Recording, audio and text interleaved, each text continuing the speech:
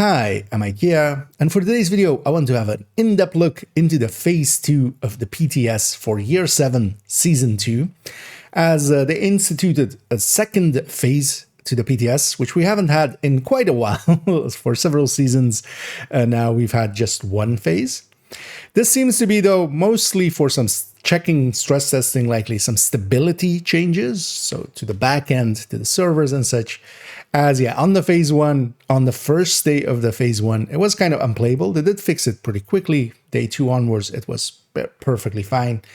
But yeah, they're likely doing that. But together with that, we're also getting a few balance changes here, especially the gear set and the weapon talent.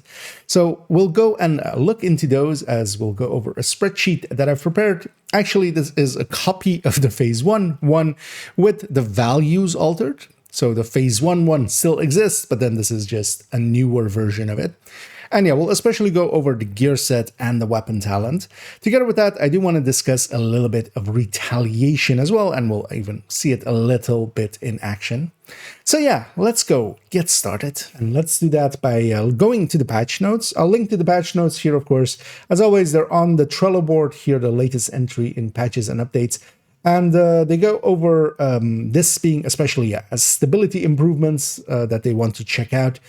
And the PTS, actually, when this video goes up, it will be still active till the 1st of September, so the Monday following it. In it, they go over some of the patch notes here. So maneuvers have been activated. Maneuvers are basically in the retaliation game mode. They are just small challenges of, for instance, break the weak point on this archetype, or for instance, get 3 headshots in a row, stuff like that, where we get a little time bonus for them. And they're a nice addition into already a pretty fleshed out game mode. But yeah, this is a little bit more extra sauce on top. I've been enjoying once in a while just, glancing up and going, oh, okay, yeah, I'll do 2 headshots. Oh, okay, I'll break a shield on a shield guy or something, just to get a little bit of a time bonus there. And of course, that whole game mode is kind of based around getting it done within the time constraints of it. So yeah, this just adds to that. Then especially what we'll be looking at today is the gear set and the weapon talent changes. But we also have a change actually to the brand set, and that is that the 2-piece bonus is now 30% skill duration instead of 5% skill efficiency. The skill duration is a little bit more in line with the bonuses there. For instance, if we are using smart cover, if we are using, let's say, the recon drone, actually that 30% skill duration is a little bit more useful of a thing than actually 5% skill efficiency. But it's not a major change because the major brand bonus on that set is actually that we get 30% MMR on the 3-piece. I still don't really see a great use for the Urban Lookout brand set, mostly because we already have a lot of bonuses for MMRs. And because of that, it kind of gets lost in the pack, especially if we're kind of considering it maybe, for instance, with ninja bike setups and such. We already have things like Hot Shot as well and Breaking Point, which are bonuses where we can put 2 of those and get 55 MMR bonus instead of 2 of these 2 Urban Lookouts and get 30% MMR bonuses. So yeah, it's kind of, I don't know really still where it would fit in, but I'm looking forward to seeing if some people try to make something work with it. Then we go to tipping skills. This is one of the major changes here, and actually the standout one, the one we'll be looking into as well today quite a bit. And tipping skills as the gear set, it is an LMG set where it's kind of designed around taking a position and just firing continuously. It is a stacking set where shooting builds stacks, but actually what it doesn't, it by omission kind of explains it, where, for instance, with Striker or Heartbreaker, we have to hit enemies. Here, it's based actually on having fired within each of the seconds. So here, it's building stacks 5 per second. And I feel they should actually add that into here to make it a little bit more clear. But yeah, shooting build stacks up to a max of 55 per second or something should be there, I feel, just to make it clear. But yeah, we build up basically just by firing, not hitting, but just by firing. So we can actually, even when the enemy isn't there yet, if a boss is going to spawn from a door and we know, we can already set up, start firing, pre-firing, maybe even start up getting for a frenzy as as just maybe a thing we can kind of align with that as well. And then we get the bonuses. So there is actually some uniqueness to how this build stacks.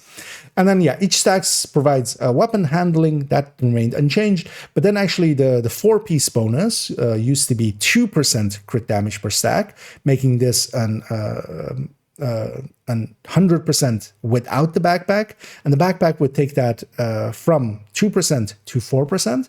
Now the base amount is already, with just the 4-piece bonus, 4%. So just with the gear set itself, without the chest or the backpack, we have 50 stacks of 200 in total. And that is, of course, quite a bit of crit damage. Now, this isn't a doubling of the damage on the set. This is just one of the multipliers in the set. I've seen a bunch of people kind of not understand this. But yeah, we're just changing one multiplier to be double. That doesn't mean the build is doing double the damage. Then as well, the backpack, which used to take it from 2 to 4%. Now the base, of course, is 4%. So now the backpack takes it from 4 to 7%. And yeah, the backpack is still a pretty good piece to go with, as we'll look into the numbers in a second. But now with the backpack, we're going 7 times 5, 350 crit damage once we are at full stacks after 10 seconds of firing. That is a lot of crit damage. That might seem impressive. And yeah, we'll make for great clickbait the videos. And yeah, I'm already looking forward to some dumbass sticking backfire onto a build with this as well, and going, oh, we're doing 70 bajillion crit damage values. Yeah, we're heavy into diminishing returns. We're now going from that 4 to that 7. We are heavily pushing into diminishing returns. This does help it quite a bit as well, actually, just how quickly it ramps up on damage, because yeah, it is actually per stack that we're going up. We're gaining less and less per stack, but that initial surge of it is a little bit better.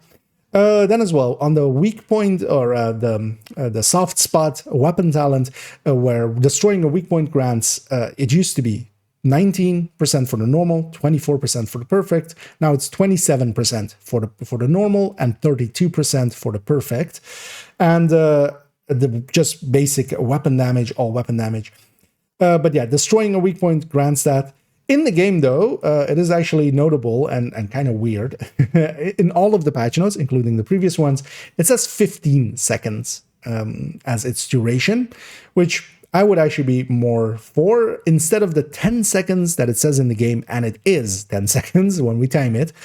I'm curious to see what the final value here will be. I will actually try to bring this up as, yeah, 15 seconds would be a little bit better, especially as well because the talent itself is actually not self-refreshing.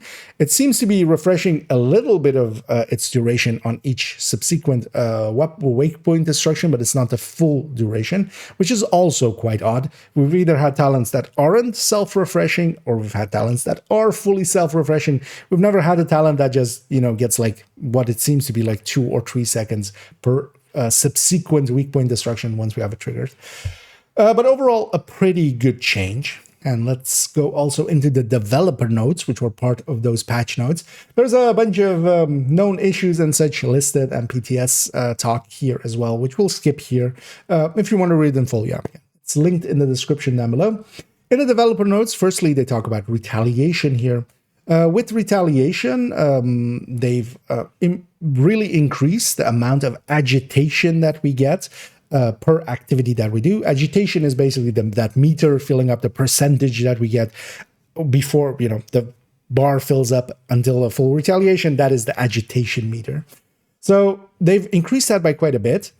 Now, I foresee actually a little bit of an issue here, and that's also actually, I kind of realized that a little bit after last video and thinking about it a little bit more, where this retaliation system, of course, actually, once we trigger that there's a retaliation, a zone gets targeted, a faction tries to go and get it. But if we don't answer the call, basically, if we just let the timer time out, they will capture that zone. Now, this, of course, affects the modifier for this season, but also it affects basically, for instance, people that want to keep a world green or keep parts of a world green. This also just affects just an extra thing that you kind of have to do if you want to keep, certain parts green. Now, the thing with that is, though, that, yeah, it is a pretty short timer, a 6-hour timer to retake it.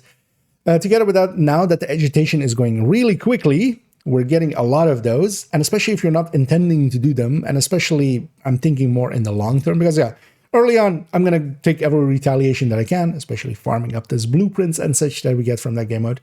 But let's say in a year's time from now, and when we're not that too much interested in doing everything, do I want to actually each time that I do an let's say an stronghold and a mission or something, do I each time want to go and deal with a retaliation, otherwise losing some of my zones, especially if I want to keep some zones green for some specific reasons? Do I want to deal with that? And the answer is no. And there's a few solutions that I see here, either making that timer. While I understand the concept of that timer, once the retaliation starts, it has a 6-hour timer to deal with it. It is kind of, a way to kind of induce wanting to do it quickly. Either that timer if that timer isn't there, of course, they won't actually complete the retaliation. So you can just do it whenever. You basically eventually would fill up all of the factions and you would have them all ready. And if you don't want to do them, you just don't have to do them. The other option would be to buy it off, basically, where we pay some resources. Let's say we pay 50 of each of the green resources and 25 of each of the blue resources or something, and we buy an assault team to go deal with it. And in doing that, we basically get to keep our zone green. They go deal with it and keep that zone green in some way.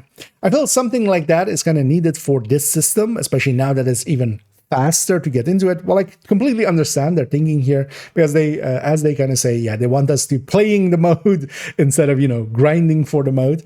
But you have to also be cognizant of just what that actually means on the other end as well for people that don't want to play it.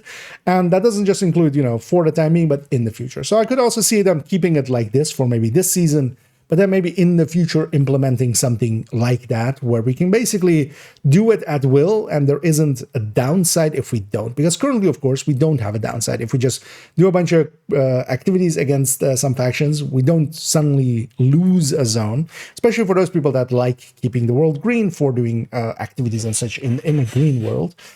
But overall, I do feel, that filling up the meter faster is not a bad deal. There's also now a daily project, where by doing just a simple task, so we've seen basically doing a faction bounty, capturing a faction's stronghold, and it's basically it picks the faction. So for instance, we've seen Hyena come up a bunch here, but capturing a Hyena stronghold as being capturing a Hyena control point as being the daily project, a retaliation daily project, completing just that singular task will give us a full bar against that faction. That has also, for instance, included killing 30 of a faction and then getting a full bar of it. That is also a good addition to get that going, so we can trigger it pretty consistently. We can just do that daily really quick, and most of them are just very quick things like just doing a bounty real quick and giving us a retaliation to go. They also discuss here that, with the gear, they are talking about tipping skills here, that they want to keep its identity with the decay of the gear. And I'm kind of fine with this one because, it does decay at 6 stacks per second. This is the fastest decay rate that we have in the game, basically, especially when considered against as well. We just have 50 or 75 stacks. With the chest, we have 75 stacks. So you decay really fast. And I kind of feel it is in line with the gear set, because what I feel they're going for, the kind of gameplay style they're going for, is in the same way that LMGs in heavy weapons, in Outcast, in True Sun's faction, where they kind of just take a position and then they have that circle going, and then once they're there, they are basically just in position and kind of are just unloading on the enemy, the enemy being us. Here, this is kind of the same play. This isn't an fire and maneuver kind of build where we're just firing from a position, moving up, firing from that position, now moving up. With this, it is kind of intended. We take a position, and that is our fire point, and we're just going to try to unload onto the enemy. And in certain situations, that works out pretty well. And with the power that the set now has, that was much more my concern than the way that it decays. It decays really fast, but it is kind of in line with how the gear set is kind of set up. So I can understand the feel that they're going for. It does feel very different to play tipping skills than playing just strikers or Umbra or such, where firing and maneuvering is kind of part of the deal with those, especially you should be playing it in those ways. With this one, we just want to take a position and just be the the firepower from a certain position, which, kind of LMG style. They also here discuss that they are aware of Shroud interacting with the Headhunter talent, and that not maybe being intended, that their team is currently looking into fixing the issue. I hope that does get fixed before it comes to the live game. If its cap is reduced by it not going into the Headhunter, I'm kind of okay with it, even though that is very high of a damage bonus together with Overdogs as well. And maybe even a little bit too much. They are kind of tempered by the fact that, there is a thing you need to do for them, especially with Overdogs, where you have to keep to that hierarchy, and if you don't, you will pay the price for it. But especially, the Shroud should not be hitting for 60 million at cap, basically, where Nemesis numbers, if it does get fixed and doesn't go into the Headhunter talent and it hits for around 30 million at cap, then it's kind of fine. So yeah, I do hope they look into that. Together with that, actually, in the PTS Phase 2, but we weren't per se expecting them to fix that yet, because we know they're aware. But the Shroud and the Overdogs are still applying group-wide. So one person wearing or holding the Shroud and having the Overdogs equipped is applying that bonus to the rest of the team, which is kind of unintended because it makes for some silly big numbers, of course. Then lastly, they talk here about the pistol, the Tempest, and how it is kind of in line with what they want, with the talent not per se being that useful. They basically talk about it being... our intent was never to create a new synergy for build crafting, so it's basically not intended to actually be used, kind of. And the base talent or the base numbers of it is actually where the strength of that weapon lies. And I kind of agree with that. But it's still kind of weird to have a talent in the game that is not intended to be used. I feel as well, they could even go without the talent, just go as the talent, it's automatic, right? Just the text automatic as the name, and, or maybe even automagical, and then it's automatic as its description. And honestly, that might solve some of the issues that some people are having with it. Because to me, its base stats are well worth using. One thing that did come up already in kind of discussion and also in the PTS is that one thing to consider with this one as well is this is the first weapon we're getting from a master difficulty mission. This is going to be the climax reward. Generally, we don't get blueprints for those, reconfiguration blueprints. Till now, it's been gear, so it hadn't mattered. This Tempest either needs to come as a detox when it drops from the master mission or from the other difficulties as a chance, or we need the reconfiguration blueprint, because of course we need detox as that second stat on that pistol, because otherwise we are giving up a lot of damage, and trying to farm a detox one would be very, very annoying with a low drop rate. So I do hope they consider that before it reaches the final game. It needs to basically have its reconfiguration blueprint there and ready, because currently no reconfiguration blueprint exists for any of the master the climax mission rewards. My speculation has always been this was an easy way to keep them out of the general loot pools. For this one, they need to find a better solution, or just give it out as detox guaranteed. And then they thank us for trying at Phase 2. Let's actually go and start discussing tipping skills. And here to reintroduce tipping skills a little bit. I won't go fully in depth. We've actually gone already in the Phase 1 video. We've gone over everything there. We'll kind of just go over it briefly here, but if you want to see a little bit more in depth, go there. Here though, the 2-piece magazine bonus, 3-piece LMG damage, and especially as well 30% LMG damage, which is of course a lot more than, for instance, we get with the 2 or 3-piece from Heartbreaker and such. And then as well, we have for the 4-piece, we have throttle control, and that's, yeah, as we went over it, now a 4% critical hit damage per stack. And here as well, we're using the backpack where we're taking that 4 to 7. And overall, what this gear set then is, well, it is a stacking build up to that 50. It is not based on getting hits.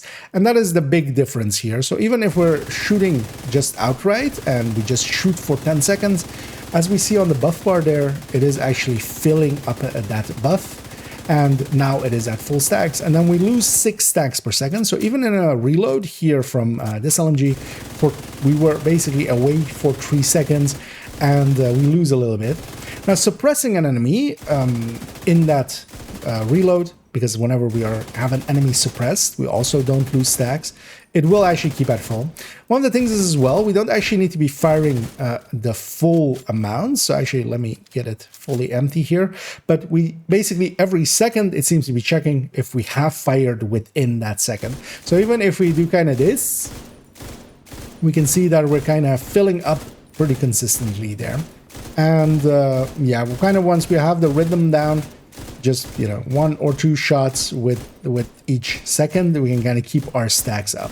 And yeah, that means that we can actually get stacked up before a fight, the way that, for instance, Striker in a lot of fights can't. Now, Striker, for instance, in the places, some of the places where it matters, you know, let's say raids and incursions, we can't stack on invulnerable enemies. Even, for instance, in Countdown, a lot of people aren't aware that you can, for instance, stack on a bunch of the immune things like servers and such before they activate, for instance, or the SHD boxes, or even, for instance, if we have the containment main, those boxes that are on top of the buildings, before they come out of immunity, you can actually pre-stack. You can just ACS shoot at those.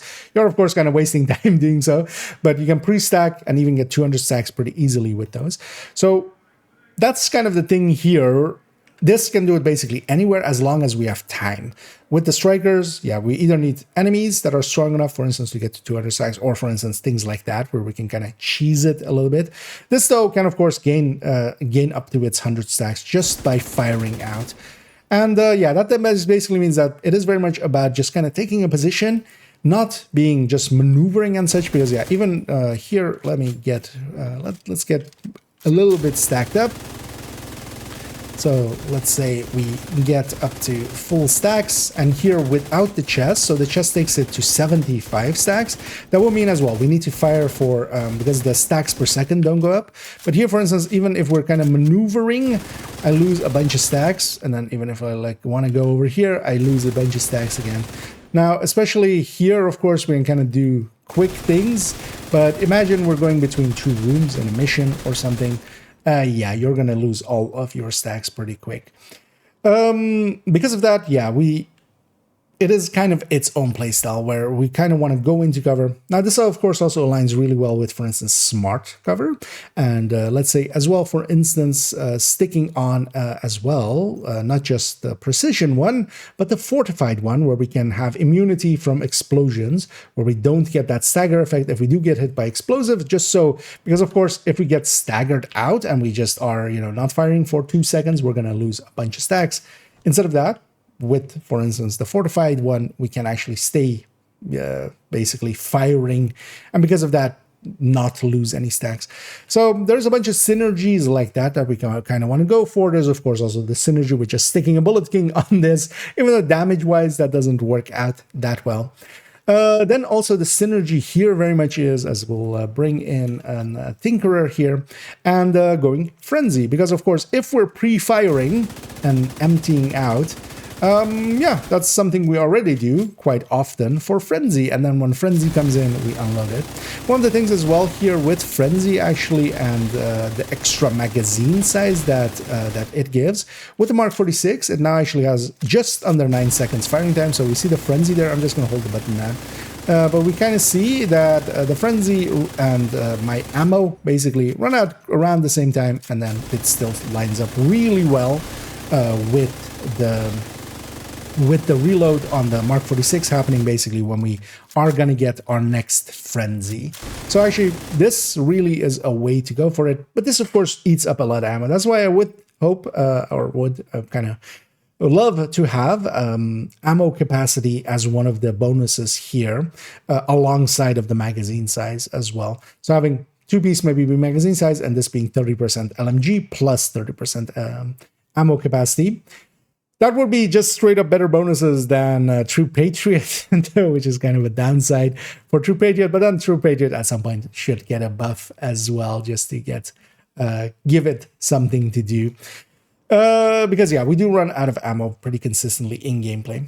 Let's actually go and start looking at its numbers. And let's jump into that by going into this spreadsheet.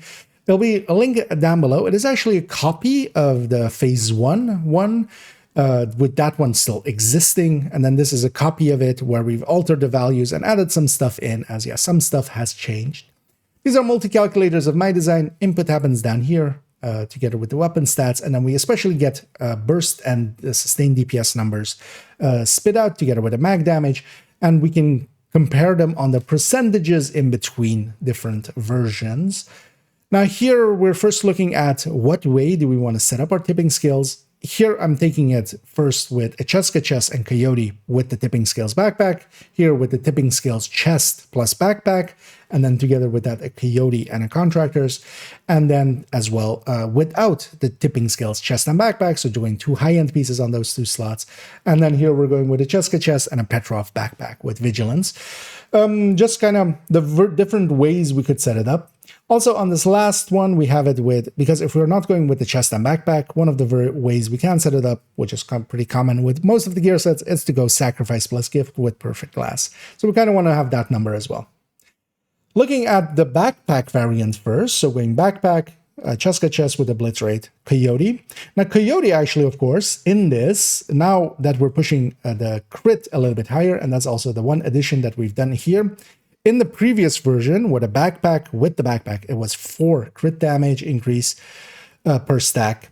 Coyote would beat out Contractors with the metrics we're going with, because we're going with 20% headshot on all of these, together with 60% DTA rate. These are just my picks as general representations, because 0 or 100% is, I feel, actually less realistic, so we're just taking a somewhat of a middle ground in the 20%, and same for the DTA part here.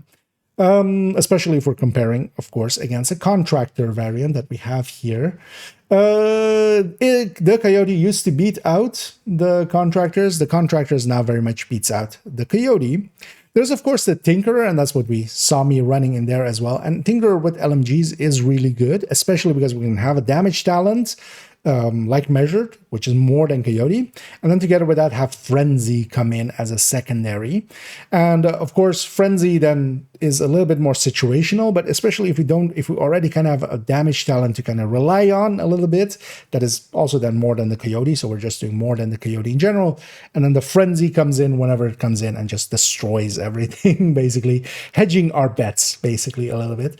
And I quite like that. And that would definitely be the way for me to go. We haven't included that here because whenever we stick in Tinkerer, it adds a lot of complexity because now we're dealing with 2 weapon talents. And yeah, that's just to keep it a little bit more simple. We will definitely, this build, this gear set will definitely get a build showcase in the future. It is well worthy of one. And when we do that, we'll go and deep dive into those kind of things. But here, just for comparison's sake, we're especially looking at Contractors or Coyote variants and kind of looking at that. So here we see the backpack variant is especially one of the better picks. We would set it up, of course, with the Coyote, we would be providing a group-wide buff. With the Contractors, we are actually doing a little bit more damage, especially with utilizing that 10% weapon damage from Contractors. Contractors then becomes one of the best picks if you're going with LMGs, where, you know, for instance, if we're going with ARs and we're just taking it for the DTA, it's not as impactful as when it is used with LMGs. But I think the Tinkerer version, especially when we're not sticking in, because of that, we can stick in talents that aren't crit damage reliant. Because here we've basically diminished crit damage to a point where anything else going into this is really going to suffer. And we'll see that in a little bit with Killer basically adding in less to this build than Measure does. That's how high we're pushing up the crits. But overall, as well, with these metrics hitting around this 11.5 5 million-ish with the Coyote version and 11.7-ish with the Contractors version. These are actually respectable numbers at full stacks. And for reference, Striker with the same metrics is around an Obliterate Striker. With Lexington is around 13-ish million. We're not up to there yet. And yeah, this, to give it away as well, this is not the new meta. This isn't the new super overpowered OP thing, but definitely well usable. Especially as well with the way that it stacks. Of course, we need 10 seconds of firing here as well. We're using a Mark 46 as our comparison weapon. With the Phase 1, I had an MG5 in there. Actually, having played around with it a lot more now, the Mark 46 is definitely the way I want to go with it. Where with the increased mag size as well, we have kind of a 13.7 second firing time to get up to those 50 stacks by firing for 10 seconds. So that works out pretty well, and especially as we saw as well in coordination with Frenzy, it lines up really well there, where it's just firing just a little bit shorter than the Frenzy full duration of Frenzy. So I feel that's kind of the way to go, especially when we compare it with the chest and the backpack, even though this number is higher, because yeah, we can see that at 0 stacks, they're the same values, but then at full stacks, the increase is actually higher from the chest and backpack. But this comes with a big but, a big caveat, and that is that now we need to fire for 15 seconds. We don't gain more stacks per second by using the chest. It's just the stack amount, the cap is 75 now. That means we need to be firing consistently for 15 seconds to get that buff. And that is kind of out of reach of the Mark 46, one of the better picks of the weapons. Now with a GR9 or something, we could get there, but also just firing for 15 seconds is tedious. And just in play, just in trying to do this, it is kind of like the chest striker. There's a reason the Obliterate Striker is the general meta. Getting to those 200 stacks with chest striker, if you're just playing just normally, you're generally not going to reach that. You either need to ACS stacks or you need to be, for instance, in Legendary or something where, yeah, there's just big enough enemies that the whole team can get to 200 stacks. This is kind of the same issue. This is that same thinking of like, we would rather have this after 10 seconds and just have a much more consistent uptime on it than trying to go for this. But situationally, I could see a case being made for this, but also if that situation exists, and we're going for top damage, we will likely lean more towards Striker or Heartbreaker or Negotiator for those pushes. Now, without the chest or the backpack, we're going with an Obliterate chest and a Vigilance backpack. Of course, our front damage, especially with Vigilance active, is a little bit higher. Obliterate would also likely get in, if we're hitting the enemy, come in a little bit faster than, for instance, the rest of this. So it would actually definitely have, it starts a little bit higher. It also, because Obliterate comes in pretty quick, will be on the front end a little bit quicker to get into the damage. But it's high end, especially because, yeah, we keep in mind that this last one is glass. This one is the Obliterate. If we're comparing just Obliterate versus Obliterate, keeping it fair, its top end is lower than the backpack variant. And I would lean in more towards just having that talent up together as well, where taking the backpack, of course, opens up for us, is going Tinkerer. And I feel Tinkerer is very much the way to go with any LMG kind of setup. And this, of course, kind of being a poster chart for LMGs coming up. So I would definitely lean towards using the backpack, not using the chest, and then sticking in an exotic alongside of it, most likely Tinkerer, Coyote, or Contractors as named, but also even, for instance, sticking in Centurion or, for instance, Bloody Knuckles alongside of it. The glass version here, though, just I wanted to kind of see in total what it would do, a gift sacrifice variant. And yeah, we are actually doing about the same. Now, of course, this would have much higher upfront damage because glass and vigilance would be up. Starting out, vigilance we could lose, glass we couldn't, and because of that, this would be starting out quite a bit higher, starting out having more upfront damage, and then also having basically around the same amount at 100 or at that 50 stacks at 100% of the talent, basically. Once we have all the crit, so yeah, that is a way to go. But of course, as well, we could stick a glass in here, and I think actually that would be a reasonable thing to do with these kind of builds. Let's go to this second one here. As on this second one, we're going into looking which weapon and which talent we're going to pick for it. Here I've taken the Mark 46 M/M249, which are, well, there are 3 weapons in that type. The Mark 46, the M249B, and the M249 Para. Out of those, the Mark 46 is the preferred one. That pack, the MG5, not the infantry MG5, but just the basic MG5 with 1 mod less. The classic M60, not the M60 E4 or E6, but the classic, where it has also 1 mod less. Both of those weapons, generally now that there are weapons, if the weapon has 1 mod less, the compensation is good enough that we generally want to go with those. Then also here we have actually a Bullet King. Now the Bullet King would of course not have a damage talent on top of this. These could have a damage talent on top, and we'll look into those as well here.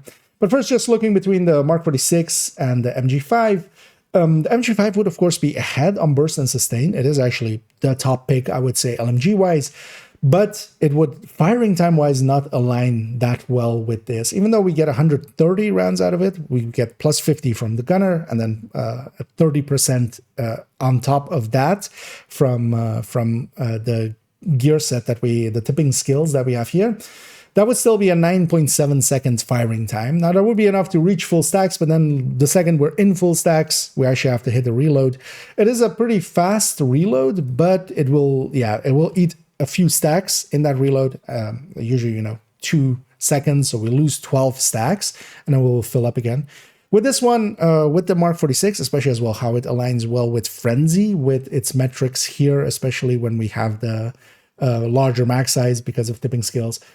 Its firing time is 13 seconds, and then as well, if it's in Frenzy, it is just below 9 seconds, as we'll see. That, I feel, is kind of the pick I go for. If we want to have a little bit longer firing time, I feel the classic M60 is kind of the way to go. I would pick this over the GR9. The GR9, just on the burst end of things, just doesn't compete well enough. And this by itself as well has, because here we don't care per se about rate of fire and such, the classic M60 will outperform a GR9 pretty consistently, and still has basically a 20-second firing time. And especially, of course, as we saw with kind of just tap firing to kind of get it built up before the enemies are spawning in. We can kind of tap fire to set it up, and then mostly likely still have 17 seconds of firing time or something with the talent on the gear set fully charged up. And then, yeah, we have also the Bullet King, because Bullet King, of course, here, firing time kind of mattering. But of course, once we kind of compare these are now without talents. Once we add in a talent, the Bullet King falls so far behind that I wouldn't per se pick it, but I can kind of see it with this. But I still wouldn't per se pick it. Also, handling wise, it being based on the gap is kind of atrocious, actually, if we're being honest, especially against an MG5 or an Mark 46. If we start adding in talents, and we're going to pick the Mark 46 as our pick. Once we add in talents, so for instance here we see that killer, where normally it is usually in the 16 to 20% increase range that we get from normal killer, 70 crit damage. Here, because the crit is so high, we're getting such heavy diminishing returns that it is in effect behind measured. And that is just that crit being super high. That's also why Killer actually would not be a pick for this. In the previous version, when we had the backpack talent be 4, Killer was still slightly ahead of Measured, so we could make a case for it. But here, I feel, yeah, Measured basically with, especially if we're using the backpack, Measured is kind of the way to go. Or, for instance, Streamline, as we have here. But Streamline as well. This would be definitely a build where I would kind of want to take a position and sit there. The smart covers are really good picks for that, even though we are not going to use a shield or something, of course, but smart covers are really good. And because of that, I would actually, yeah, I would rather have Measured plus a smart cover rather than Streamline. But it's definitely a pick to go with. Frenzy, of course, one of the big LMG talents. Frenzy here, once we get it going, and as we saw, once we have it going, with the firing time of here, with the Mark 46, we're just below 9 seconds. With the reload, we're going to be guaranteed over 9 seconds. Here's well, the firing time is so long that even if, for instance, with the gunner reload and the gunner rate of fire increases by getting kills, generally we won't mess up our frenzy. Our frenzy will still basically, as long as we just hold the button down, we're just going to continuously be in frenzy. And for some fights, this works out really well. For instance, consider the final fight in Tidal Basin, where there's just waves upon waves of enemies, but even some other fights where it's just basically a continuous fight. And once we get into that frenzy, we can just continuously keep it going.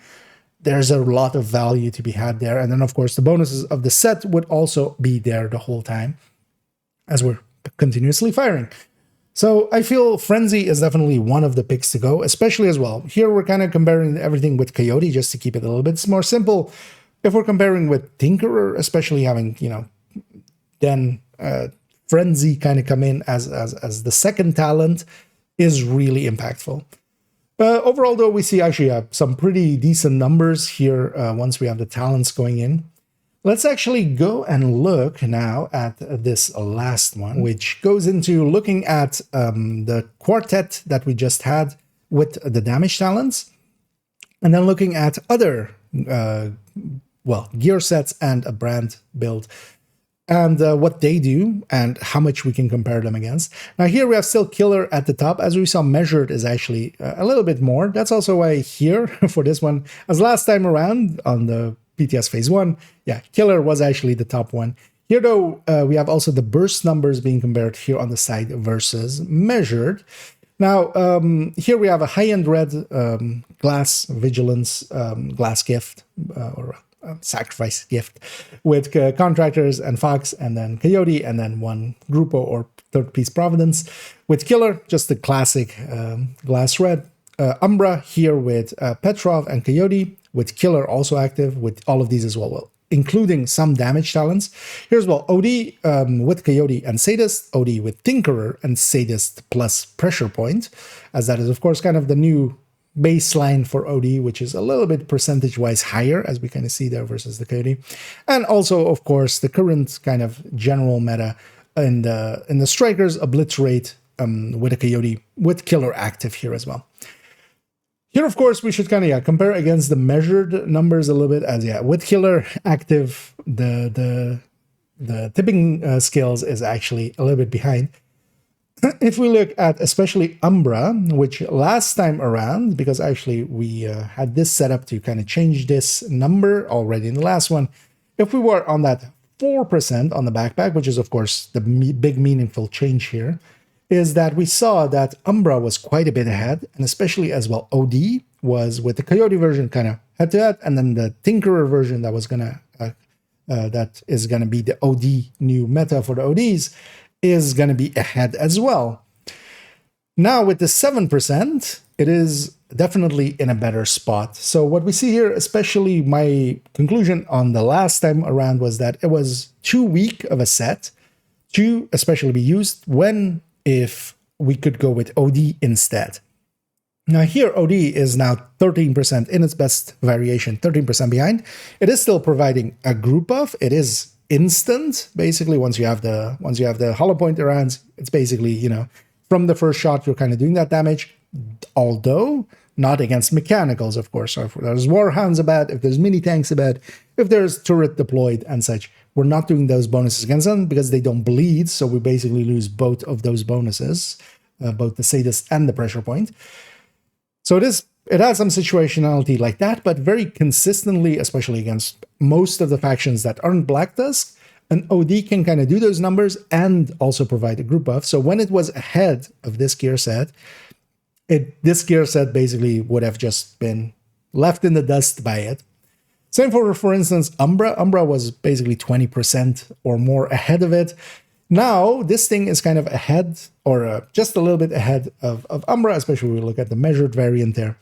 And because of that, it will actually be competitive. So Umbra and this actually have kind of similar playstyles, although, well, not fully, but they have a similar talent style where you can actually charge it up before you engage. Now, with Umbra, you go into cover, you can do it in ambush without aggroing the enemy because you don't need to fire, but you go into cover, charge it up, come out, start firing. But as you start firing as well, you'll start losing the buff as it just decays away, and you have to get it back into cover again to get back to full. So you start up at full, but then you actually lose. Here, of course, we have to fire, but we can kind of pre-fire and be at full stacks. Although, of course, not always, because especially as well, if we're kind of engaging, let's say, an activity, an Umbra could charge up and kind of start there and then fall away. This, of course, we can't pre-fire without being noticed, most likely. And because of that, we'll need to kind of, while in the fight, need to be charging it up. And then once it is at full, though, it will stay at full. So they are meaningfully different as well. But this damage numbers wise, this is good enough to be used. This is to me, in kind of the same area as Umbra, for instance, which I do enjoy using, Heartbreaker, which I enjoy using, Negotiator, which I enjoy using. And this will be as well a new kind of play style that we can enjoy alongside of some of the other builds. And with its numbers now, it is competitive enough to be used, which was my biggest concern, because if it was behind OD, yeah, it is kind of hard, even if you enjoy a set, to go like, for instance, with True Patriot has this issue. I don't mind the explosions. It is, making some booms happen and stuff with the fireworks. I can enjoy that. But it's just kind of hard to justify running it and weakening the team overall versus, for instance, running OD with that. Here, this would have been somewhat the similar issue if it hadn't been buffed, but they did buff it. They listened well, and actually picked overall, actually, in the end, a larger number than I was actually even suggesting, but actually it works out in the end. Having this go to 7 works out and makes it pretty competitive. It, of course, again, is not the new meta. Strikers here obliterate, not even the chess variant. At full stacks is pretty far ahead. The chess version, even another 15 to 20% ahead of this one, depending on variations. And that we're not reaching those numbers. Striker is safe, but this is definitely usably competitive. And that's kind of all I would want out of some of the gear sets. This is still as well way more usable than, let's say, a Virtuoso or a Breaking Point or such sets. This definitely will find the spot into the build collection, and we'll even build showcase it coming next season. So let's move on now to actually looking at the weapon talent, as we'll go to soft spot, which is the weapon talent for next season. Now, they buffed this from 19% for the normal to 27, and then for the perfect, it went from 24 to 32. Which I'm very much in line with, as that was kind of my request for the talent to begin with, as we looked into it with Phase 1. One of the discrepancies is, as we saw, the patch notes say 15 seconds. These in the game say 10 seconds, and having timed them, they are 10 seconds. But there's actually a little bit more quirkiness as well with its duration that it has. I feel 15 seconds would be much better for it, because it is actually a thing that we need to trigger. We can't always trigger it. Of course, destroying a weak point isn't something we can always do, but there's actually some quirks to it that do help it out. So one of the things is, so here I've come to Lincoln, and I've already kind of cleared it out a little bit. We have a weak point on an enemy on the ground. Now, actually, this is already a thing you can kind of use for Busy Little Bee, for those that know that one well, is that, you can actually hit weak points, and it will give you a stack on even dead enemies. Here's the buff will show up on my buff bar. So when I destroy this pouch, as we see there, and blow myself up a little bit, we get the soft spot. Now, it is a 10-second duration, but also notice when I destroy this one, it actually fills up kind of halfway. Now, here I'll do it again before it dissipates. It fills up a little bit back up whenever we destroy a weak point, but not fully, which is unlike any other talent that we've ever had. I wonder if this is intentionally done this way, or this is some quirk that is happening. But whenever we destroy a weak point, it would be nice if this was self-refreshing in the same way that, for instance, Killer is. Killer, independent of how far we are in its duration, if we get a fresh kill, that would trigger it with a crit. It will actually go back all the way to full. Same, for instance, as or on the other end of the scale, we have things like Frenzy, that unless you have completely used up its duration, even if your reload happens and it triggers just before the end of it, you will not get a fresh one. It needs to completely dissipate before we can get a fresh full duration. This one seems to be like in the middle, and honestly, for the talent and the amount that it has, if it is a refreshing one continuously, basically every time we get a weak point destruction, we get the full 10 seconds, I would be much more okay with it. Although I would actually advocate still for 15 seconds because of the amount that it adds.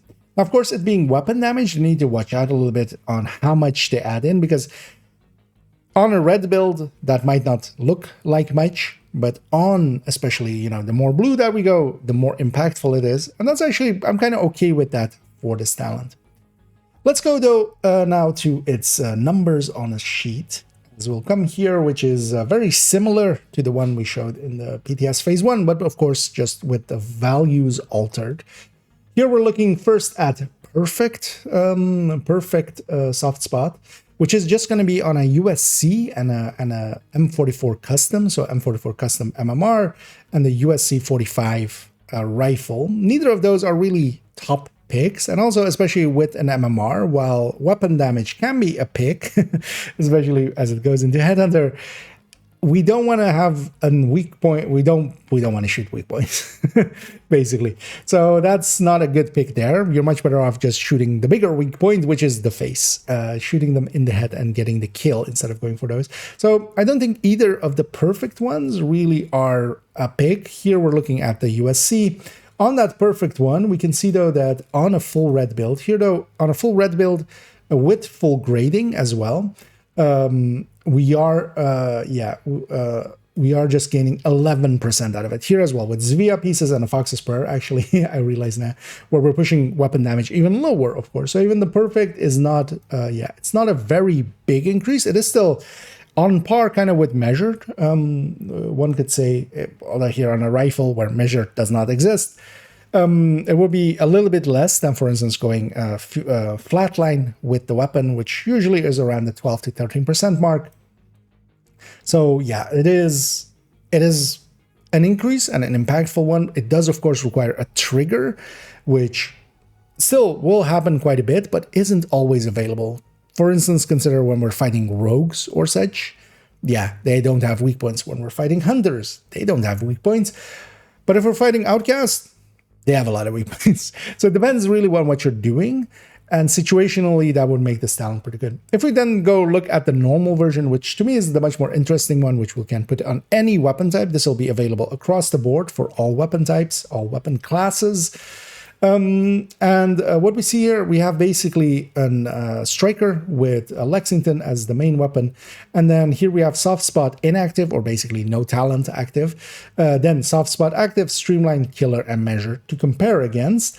What we see here is once it activates here, for the normal version, that 27% weapon damage, we're gaining around 10%. And this is basically the worst case scenario where we're taking a full red build together with full grading, and we're still getting 10% out of it. This, for a lot of places, I could see myself using, especially if we're going to go with a few more blue cores, for instance. Because, of course, here, though, it's still competing against measured, for instance, which is in that same ballpark. Measured is around, when we average it out, around that same ballpark.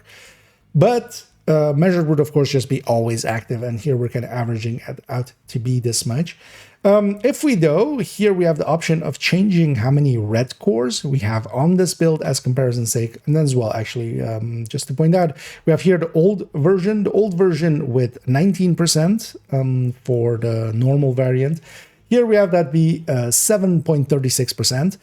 That was way too little because I was basically below measured.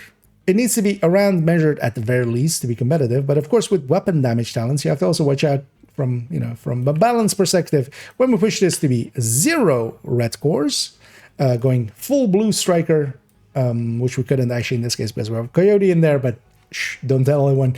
Now it jumps up to be around 15%, but then also, of course, measured actually loses a little bit of its potency. It is dependent on how much weapon damage we have. Especially the first half, it is affected by that. So here we're losing a little bit into measured, but then actually this soft spot is jumping up to that 15%. Now, of course, streamline as well jumped up quite a bit and jumped beyond killer, for instance, here as well. And this is well with still 30 grading. So if we didn't have the grading there as well on top, yeah, it would be even more in favor of it. And actually even here, let's, for instance, just for the killer and it, and the main one, although I removed the wrong ones, but it's the same 30%. If they were comparing especially, for instance, for Killer. And then the other ones, Killer is still at that 20%, but now actually this soft spot is reaching up there. But we would need to be at about, without grading at all blue, which isn't per se the place I would stick a striker. At that point, I would go with several different types of build, actually, and just get some more survivability out of a shield or something like a tech tank. But if we go 3 and 3, if we go half and half here, even here, it's 12%, but now measured, of course, has lost some potency. So this definitely has a talent to be used when we have a few blue cores or we don't have the grading difference that we have here. It can be actually competitive against measured, and that will make it usable enough. Now, of course, some of the other talents are way higher than it, but Killer requires a kill, Streamline requires giving up our talents. This definitely is one that is choosable, especially when we compare it to things like Optimist or Strained, where their numbers are just way lower. That's also why they're not included per se here. Their numbers are just so much lower than, for instance, Measured, which can be very consistent, that we don't consider it. This in, especially for instance, a 3 blue, 3 red striker here with full grading still and such, it is ahead enough by a little bit over 2%, 2.5% over, for instance, Measured, that we could definitely pick it. And of course, as well, the sustain end of Measured is also a little bit lower than that even, because this, of course, is adding equal amounts into burst and sustain. Measured is actually not adding the same amount into sustain because it's bumping up our rate of fire a little bit, making it so that we're reloading more often effectively. That's why the sustain is usually a little bit lower. This, I feel, is a very good change. One that I was kind of advocating for, as well as this old version here was me just going, something around 30% would be good. And they basically straddled that line. 27 on the normal version, 32 on the perfect version. And I feel this has actually bumped this up to be very much usable. Because, for instance, in my case, in a lot of fights, my opening gambit is to hit a weak point, especially fighting hyenas or fighting outcasts. The first thing I'm aiming for is a pouch, as with the hyenas, of course, we have the rushers, which usually also come out the door first, and we can hit them on the pouch, disorient the whole wave, and then we would have this damage bonus. The thing is, though, that still a consideration should be made on, well, first of all, is it 15 seconds or is it 10? Are the patch notes right? Is the game right? Now, currently, of course, the game usually is the right one, I would say. But I would say 15 seconds would actually be much better for it. But then also, on each weak point destruction, it should be that full duration, kind of like Killer. Because otherwise, as well, the way that it currently works, because we'll be hitting multiple weak points and such, if we're not getting the full amount out of it, it's actually kind of annoying. So yeah, I hope they especially work around the cooldown or the activation mechanic and how it refreshes a little bit, and look at that a little bit. But the numbers end of things doesn't make sense now. Let's go look at Retaliation. So one of the bigger changes that they made there is especially that the agitation goes faster, which is basically how quickly the meter fills up for this Retaliation game mode. Just to recap, Retaliation, basically, whenever we do activities or missions or such against the faction, it'll build up the faction status here. Basically, agitation fills up. Once a faction has been agitated enough, they will retaliate. And what Retaliation is then the game mode where they basically try to take over they take over one of the zones, and we have to basically recapture it.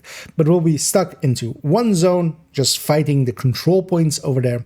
And also, while inside of it, there are no activities and such, but we are constantly harassed by just waves spawning and being aggro to us, so just chasing us down. We'll see it actually in action in a little bit.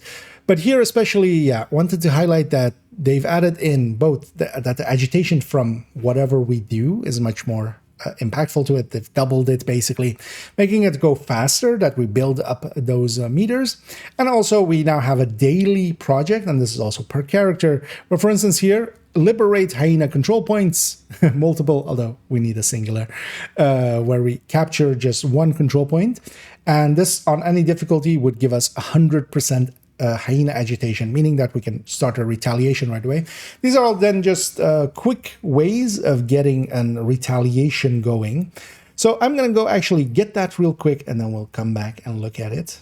And here, having captured fallen cranes really quickly, having driven our enemies in front of us, and having heard the lamentation of their spouses, yeah, we have completed this this project. And because of that, yeah, we get a full bar of hyena basically right away with the retaliation system. And here, of course, yeah, the retaliation system is basically this. They are going to retaliate against this zone. We can go and initiate that. In doing so, we can have, we have to go and capture the control points of this zone, where they'll both be hyenas. The downside of this system in the long run that I see is especially this timer. I feel maybe for the first season it kind of makes sense with the modifier, but in the future I would think removing this timer would help quite a bit. Because here it's sending us to a specific zone. So for instance, as well, without targeted loot, because while targeted loot drops here, but we don't get to pick it, this zone is Foundry today. I don't really care about Foundry. And if I could save it, for instance, for in the future, and then maybe tomorrow it's, let's say, you know, backpacks or something, or ARs, and I'm in the market for some ARs, I might pick to do it then. Also, if we do not answer this retaliation, if the zone was green, if we had it captured, it would go red. And that can be tedious for some of the people that want to keep their world green, but also even in general, just losing the zones kind of sometimes, because some zones are kind of valuable to keep green. For instance, I keep most of my New York green for the priority objectives so that I can actually pick the ones that have hostage rescue and such, because I'll just go to New York and there I have it all the way green and then do the hostage rescues. But then eventually I would trigger a retaliation there just by doing enough of those hostage rescues. And then I would either have to do it to keep the zone or yeah, kind of have to go in and counter it. Another option that I see is actually just paying it off, kind of as in a lot of games would have kind of garrison style where we pay some resources. Let's say we pay some of our supply resources, just some components and some water and stuff, or we pay with maybe, for instance, these kind of resources, or maybe even make it optional to have pay with, you know, maybe 200 of brand resources. That would make some of these brand resources actually useful, maybe, because, you know, most of them are, in my case, on 999, but I'm not going to sit there and craft RNK, most likely. So that would be maybe a usage for that. But being able to, for instance, pay it off and not having to interact with the system, even though that's, of course, kind of counter to the point. You want people to interact with it, but in the long run, I can see this becoming tedious because, yeah, for the first, especially next season, when we also have the exotic blueprints to kind of farm for, yeah, I'm going to take every retaliation I can get. But a year from now, this system might actually get in the way a little bit. But quality of life changes like that is something that they have done in the past as well. And I hope they continue to do so. And then, yeah, here I feel, especially if this timer wasn't here and we could save the retaliations for, basically we fill up the bars, and if they're at full, yeah, we can't get more, you know, we can't store them up, but at least we can, for instance, have it so that eventually, likely, all 5 of these will be in retaliation, and I can just, you know, on login, I go alongside of my daily missions or my daily projects and stuff, where, you know, quite often I go into the daily project and go like, do I want to go and do this daily project for these rewards? If we have then this retaliation system, I can go like, oh, today it's SMGs here. I need some SMGs. Let's go do this retaliation. That will work out. The other thing that I would love to have for this mode, just in general, would be if we could have the same targeted loot system that we have here for Summit and for Countdown, where we pick our targeted loot for there. Because one of the things is, yeah, it picks a zone at random for the factions, and because of that, we don't really have control over what loot we get out of it. And target loot is very meaningful, of course, of a difference. If I could, for instance, currently I am actually farming a lot for some LMGs, actually, and if I could have LMGs while in that mode, that would entice me a lot more than just, you know, just having it fill up faster and such. I could use that mode much more to actually get some of the loot that I want. And the same system, I feel, could be implemented. I don't think that would be too much of an ask for this, and would still be pretty balanced because it would just be in this mode. We do get a lot of loot in this mode because there's a lot of names, especially as well. The kill squads, when they spawn, they're basically 5 names, so we get 5 targeted out of them alongside of 5 normal loot. On the defense here, on assault on the control points, it's only a standing wave, but then on the defense, it's three more names. So we do get a bunch of loot out of this mode, and it would be so nice if it was in some way, if it was that targeted system, because then it would be actually something that alongside of Countdown, where Countdown would still, because even if it was that targeted system, this would not be better than Countdown unless you're solo. So for a solo player, it would be actually valuable to go and do the retaliations and use that to get looted up, much more so than just doing, for instance, Summit or such solo or missions. And yeah, that would, for me, be a really, really good change here. But overall, I do hope that they kind of consider as well with making it so we get more retaliations, that there is also a little bit of a downside to that.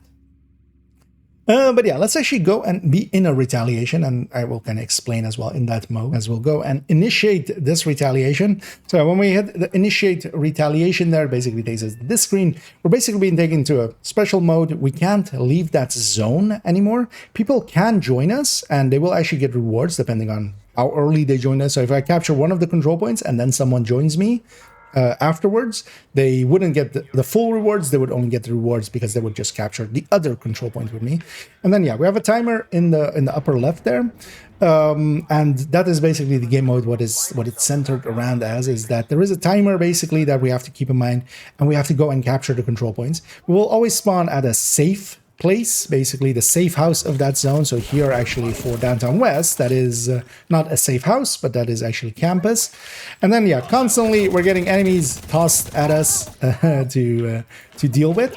Now actually it's kind of hard to read there, but the maneuver is actually in the upper right. It's kind of behind my PTS number there, but it is saying break enemy weak points and 0 out of 3. So when we break this one, that's 1 out of 3. So each of those maneuvers, and that's the new thing that they have unlocked. That was actually planned always for this mode, but it wasn't ready in PTS Phase 1.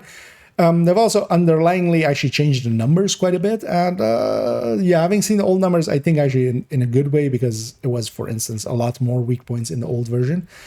Here, we need to just play 3 weak points on any enemy. Some are tied to some archetypes.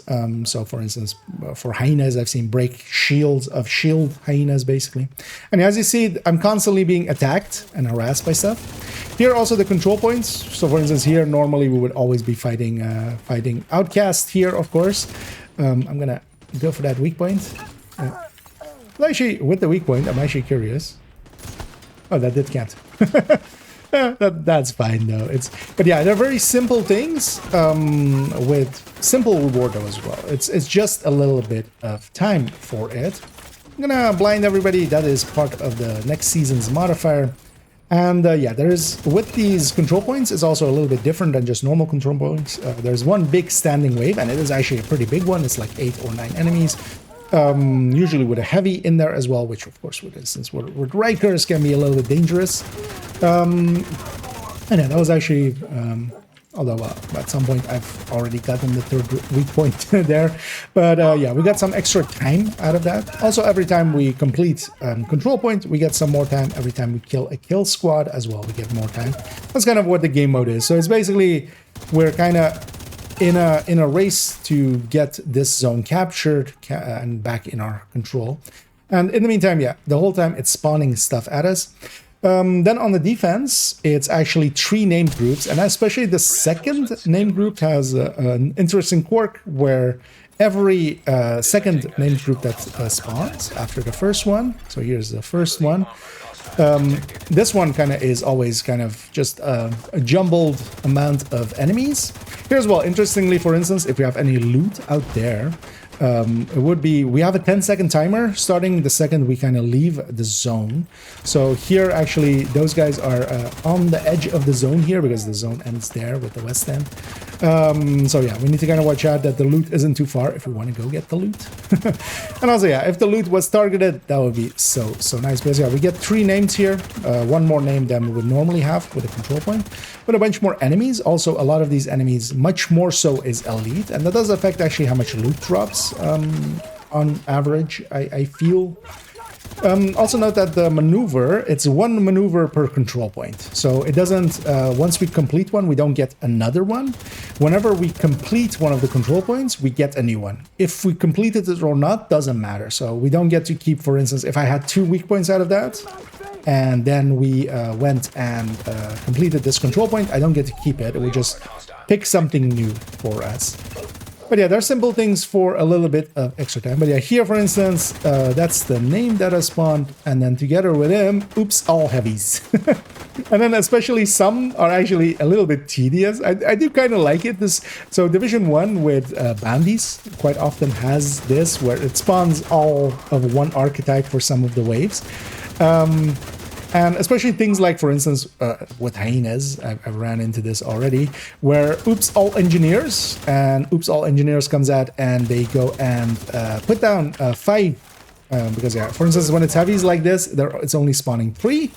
And for instance here, it's actually kind of annoying where we are trying to juggle them together with... we're trying to juggle them, and because of that, actually, by the time I've chained the 3rd one, the 1st one has put his chain back on. So we should actually go and get some ammo, because I'm almost out of ammo. That's why I'm retreating there. And we got the name out of there as well. But yeah, but when it's engineers, for instance... But I also enjoy that, because also, for instance, oops, all snipers is actually a little bit tedious, but also kind of fun to deal with, because one of all archetype, yeah, sometimes just catches you out, for instance, with that as well. Like 5 sniper turrets suddenly going down is a big force multiplier. The last heavy is down there. Every time we reach down to one enemy, the next wave spawns. And then, yeah, it's only that 2nd wave, because, for instance, you'll notice that, yeah, it's not, oops, all the same, basically. That heavy actually made it all the way over there. That was a quick heavy. Let's capture this control point, though. This is the last named of this. And yeah, once we do so, we get a bunch of time, because yeah, we're actually low on time now, of course. For each kill, we're getting 2 seconds, but it doesn't amount to much, because, you know, that's also about the time we're taking to get into position to kill the next one, at the very least. But once we complete this, we get some time back. Of course, as well, here we see the next season modifiers and such, where we have the icons on the enemies. So those, for instance, this one is a area increase of damage. If there were other allies near them, that's also those yellow lines that you saw earlier. And then that red one that was lighting up, that's also an increased damage to them.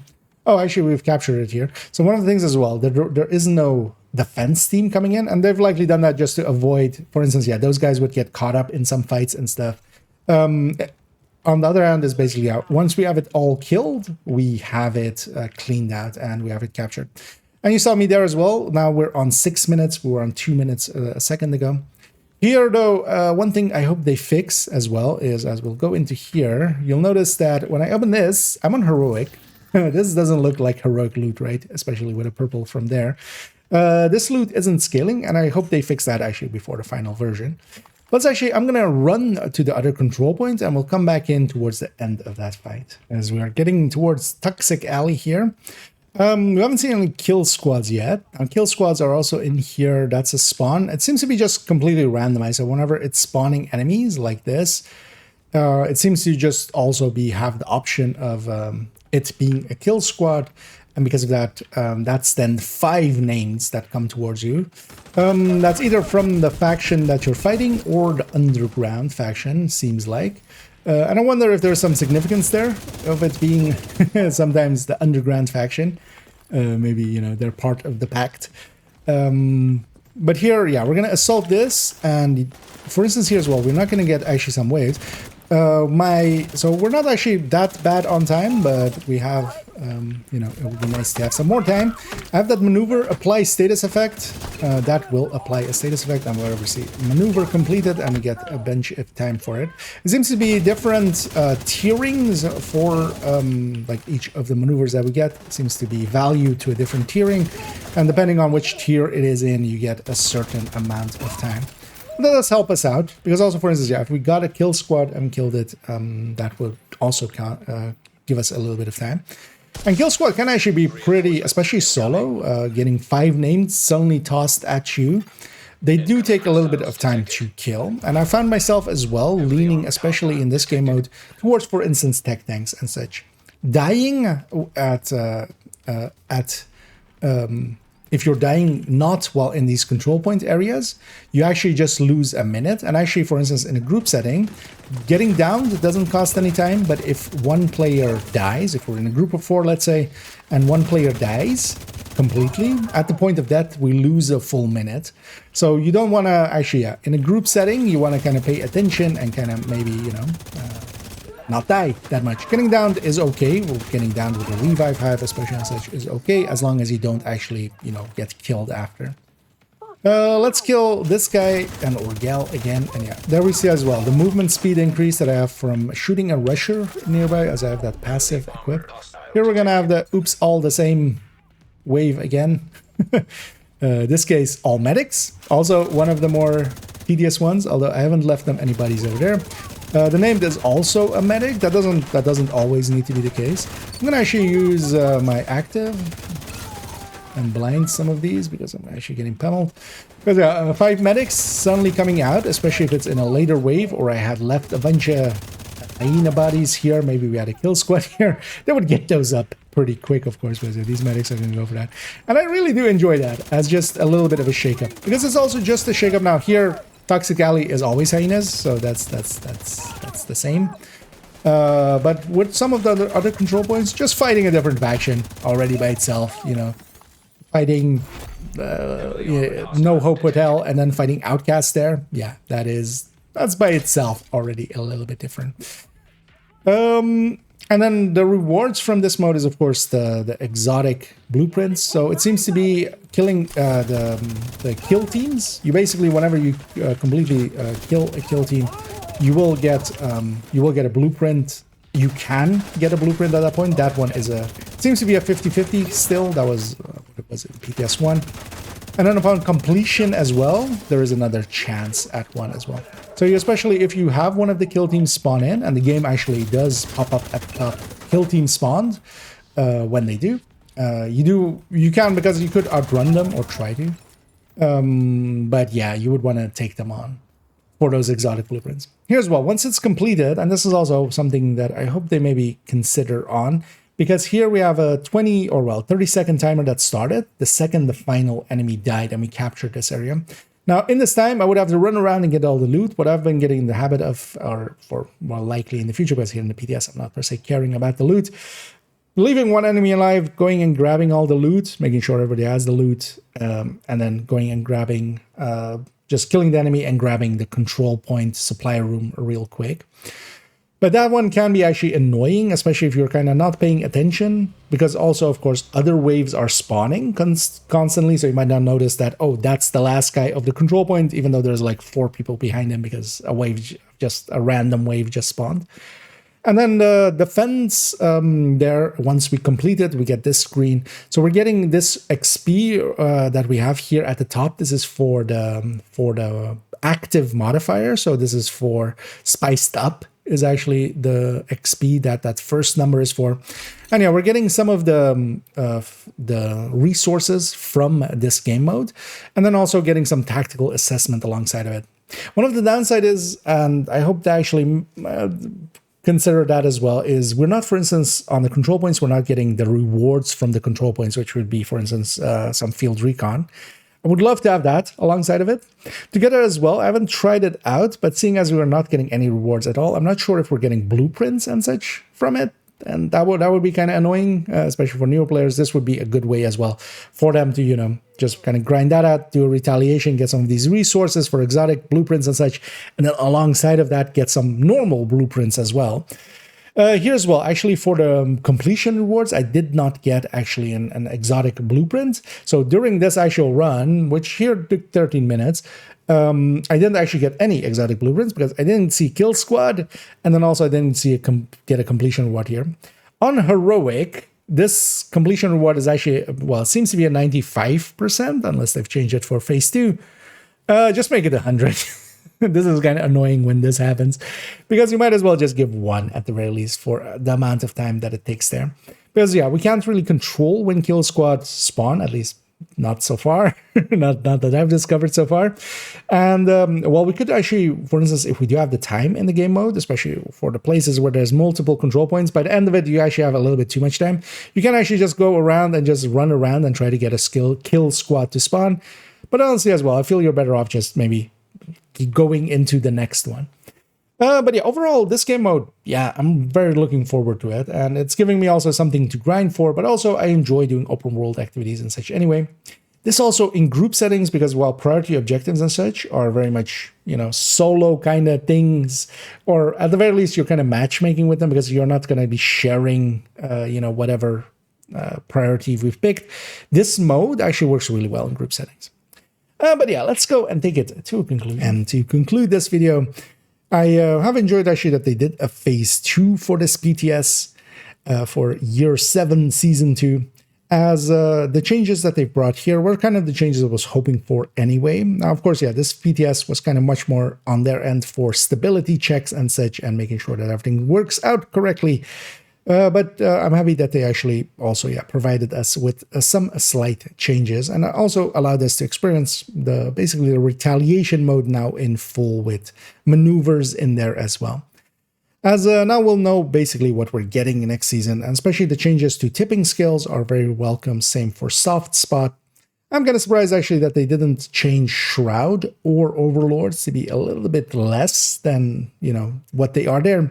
But actually having played with them as well, they can be quite annoying in a lot of situations where, for instance, using them in a way where we're using them for some of the fights that you would think you might want to use them for, it doesn't actually work out always. Especially, for instance, with overdogs going up against rogues, where you would think like it's just the rogues, but actually, yeah, no, they have skills, and those skills are the lower tier, so you have to destroy the skills before you destroy the rogues.